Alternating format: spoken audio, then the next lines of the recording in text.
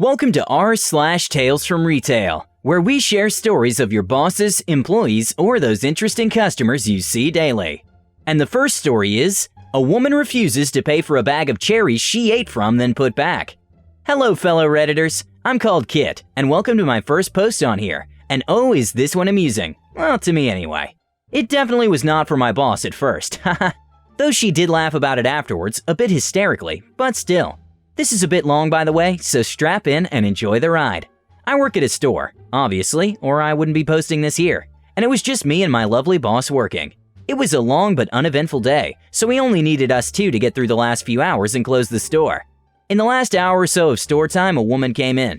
She was a regular customer. That is kind of important in this little tale. That always came into the store to buy donuts in the morning, so it's not like we didn't know her. She was maybe around 70 or 80 as well, which kinda makes this tale even more baffling to my boss and me. I had been boxing down like normal, going around the store and grabbing boxes off the shelves that were empty if you didn't know, and my boss called me up to the front office. I was kinda confused and thought that maybe she just needed to see what aisle I was in and whatnot. Oh boy, was I wrong. She looked absolutely flabbergasted, and not only that, she looked so mad that even her face was turning red in anger.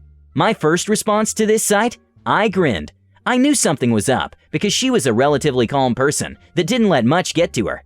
As soon as she saw me, she strutted up to me and was wagging her finger in that universal come here motion with a mad half grin, half grimace.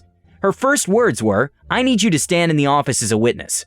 I was kind of baffled but at the same time amused at the way she said it, since as I said, she seemed partially hysterical at the time. Seeing the look I had, she went on and explained. "I'm gonna tell off this woman in here," she said as she points towards the back and around the store. Nicely. She grabbed cherries, took 2 handfuls, and is currently spitting them all around aisle 1. At this, the amused grin was wiped off my face, and replaced with astonishment and a disappointed "seriously?" was my reply at the absurdity of the woman. At this time, I hadn't known who the woman was, nor how old she was, but she had coincidentally decided to make an appearance from behind the chip aisle in the back of the store, right after my statement. Immediately, my boss pointed to the woman, and sure enough, I recognized her. She was at the store every day, every morning I should say, and should know better than to do something so disgusting. That was something you scolded a child for, not a woman that should clearly know better. My boss and I waited up front, her getting people through checkout, and me waiting in the office for the woman who was just lottie-dawing through the store and taking her sweet time looking around. My lovely boss was still ranting about the woman quietly to me the entire time.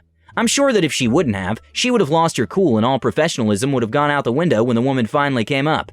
And come she did. The woman took her time unloading her things out of the bag she carried with her, so there were a few people in line behind her that heard what was said as well. One of them was a regular at a bar by the store, funnily enough. He is someone to remember here soon. The conversation went as follows. "Your total is money, ma'am," my boss said to the woman. The woman nodded and reached into her purse to grab her money, and that's when my boss grabbed the bag of cherries the woman had put down after grabbing 2 handfuls out of it. She presented them to the woman and asked, "Would you like these as well?" The woman looked up at my boss, baffled for a moment. Why would I want those? I couldn't hold back the grin on my face as I watched the scene unfold. The customers behind the woman looked confused. My boss smiled. "Because you already ate a third of the bag." The woman seemed a little irritated but didn't show much. "I only ate 2 of them to try," the woman replied. My lovely boss grinned and put the cherries down on her register to weigh them and turned to the calculator she had beside her. "Ma'am," she said, "this bag weighs 1.59 pounds. It's supposed to weigh 2.03. That's a 0.44 difference in the weight. You ate more than 2.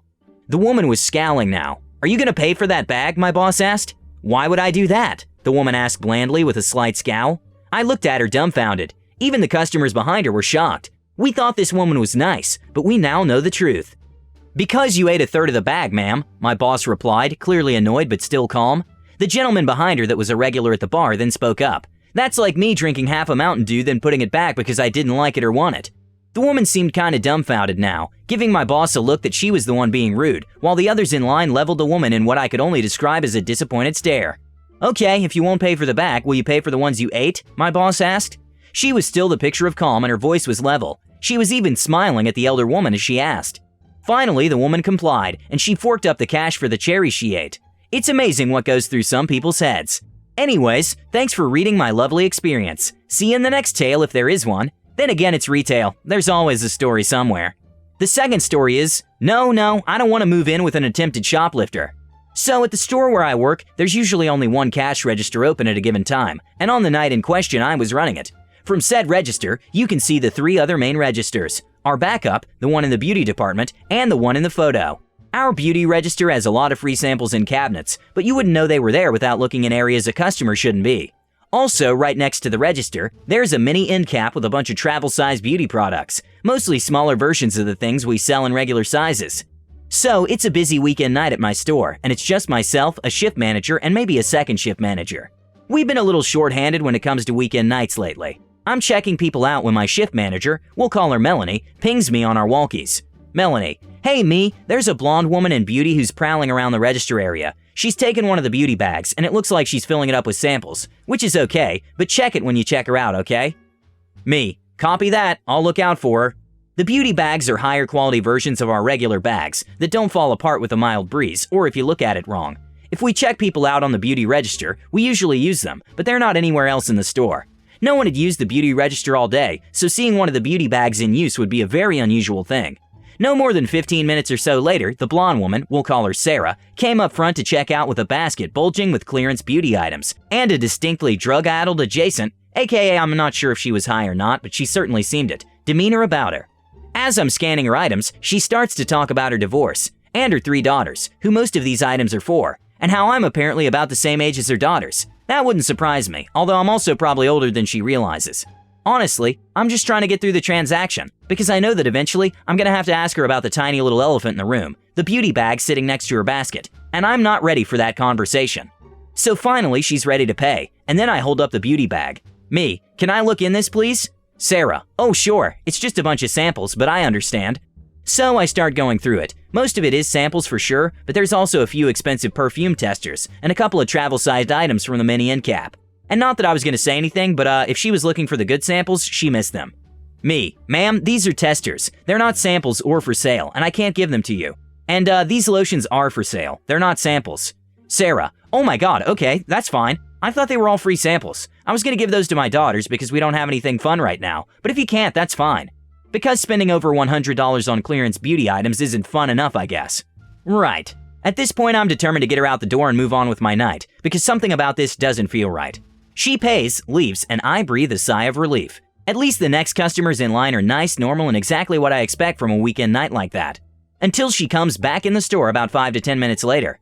And that's when it takes a turn toward the bazaar, jumps the guardrail, and goes careening off the cliff. Sarah, so I wanted to ask you a question. Me internally, oh god, what could she possibly want? Sarah, I told you how I was getting a divorce, right? Me, yeah, you might have mentioned something about it. Sarah, I was thinking, do you want to move in with me into my spare room? I can't afford my giant house all by myself. Me, what? Sarah, yeah, I have a spare room. You seem like a nice girl. Move in with me, then I can afford to stay, and I'm sure it's nicer than wherever you live on a store paycheck. Me, yeah, no, sorry, I'm okay though, thanks. The customer I was helping at that point kept laughing about it, and then the next time I saw said customer, let's call her Dana, she asked me about it. Dana, so whatever happened to that crazy lady that asked you to move in with her? Me, shrugs. I never saw her again after that night. That literally came out of nowhere, so I don't know why she was asking it. Customer's teenage daughter's jaw was scraping the ground. Dana, oh, I felt so bad for you that night, but you handled it so well. Better than I would have. I would have slapped her. And the 3 of us laughed and they went on their way. I hope I never see Sarah again, but I'll always remember as the customer who tried to make her cashier a roommate. Sheesh. The only roommate I want right now has 4 legs, a tail, and is currently curled up at my feet dreaming of salmon treats. The third story is, they were going to charge 400 pounds? Sorry for formatting on mobile. So me will be me, customer will be customer. I work in retail in a UK electronics retailer, and this tale takes place today and yesterday. So a customer comes up to me looking for a new laptop. I show him around a few of the laptops, and he states he needs something portable but powerful. Of course, these two things usually mean a 13-inch laptop with an i5 or an i7. Me, so what do you need it for? Customer, well, the laptop has to be powerful, but I need it to be lightweight, as I'm an international student. Me, right, okay, well, here's a few laptops we have that fit this description. Note about these laptops, they're usually around 600 to 1,000 pounds depending on brand and specifications. Now, I notice the customer is carrying a laptop in a carrier bag and ask him about that one, just being a bit nosy, but also making conversation as I show him around the store. Me, so what's wrong with that laptop? Customer, oh, the battery's blown up and doesn't power on anymore. Me, right, okay, can I have a look? So he takes it out of the bag and I notice it's a MacBook Air. Being the store's Apple person, I ask if I can have a look. Now I notice that it has another computer shop sticker on the top of it, so I ask about that. Me, I see you've taken it to the other computer store, part of an Apple-style chain with a shop literally down the road that people mistake for an actual Apple store. Down the road. What did they say is wrong with it? Customer, they didn't open it up, but they said it would be £400 for the problem I told them I thought it was. Me, internally. They've quoted this and haven't even had a look at it. No surprise there. So, I took the Mac from the customer and walked him down to the Apple counter of our small store. I plug it into our Mac charger and notice it's lighting up green, but not switching to amber, which it would do. So, just out of habit, I perform an SMC reset, basically a hard reset to tell the Mac to get it together, on the MacBook, and it turns on. Customer, oh my gosh, you've got it working. Me, yeah, I just want to run some diagnostics to make sure this isn't a fluke. I got the customer to change the language from his native English and got to diagnostics. The test came back fine and the battery reported fine. Me, it's in good working order with no problems. It just needed this reset and now it's fine. However, your charger is toast, so you'll need a new one of those. Customer, that's amazing, thank you so much. My dissertation was on there and I would have to start it again. Now, I've just completed my dissertation, so completely understand the situation and the stresses of university life. Customer, how much will it be for the fix? Me, nothing. It was a fast 2-minute fix, no need to worry. To this, the customer becomes all thankful and happy and tells me he wants to pay for dinner, and I insist it's okay and just part of my job. So, he's on his way with his Mac in working order and a warning not to use the charger and use an extra form of storage to back up his work. Today, he came back in to purchase the new charger and was looking specifically for me in the store. He had gone out and bought me a cake and macaroons from a high-end cake shop. At first I said I couldn't accept, was thinking of work and the cake obviously costing a lot of money. But after much insistence, I did accept, and the customer left happy. And I left work later in the evening with a cake in tow and a smile on my face. Not all customers are difficult, and it left me with so much joy at the end of the workday. I hope you like these r/Tales from Retail stories, and if you like them, be sure to subscribe and hit the bell button.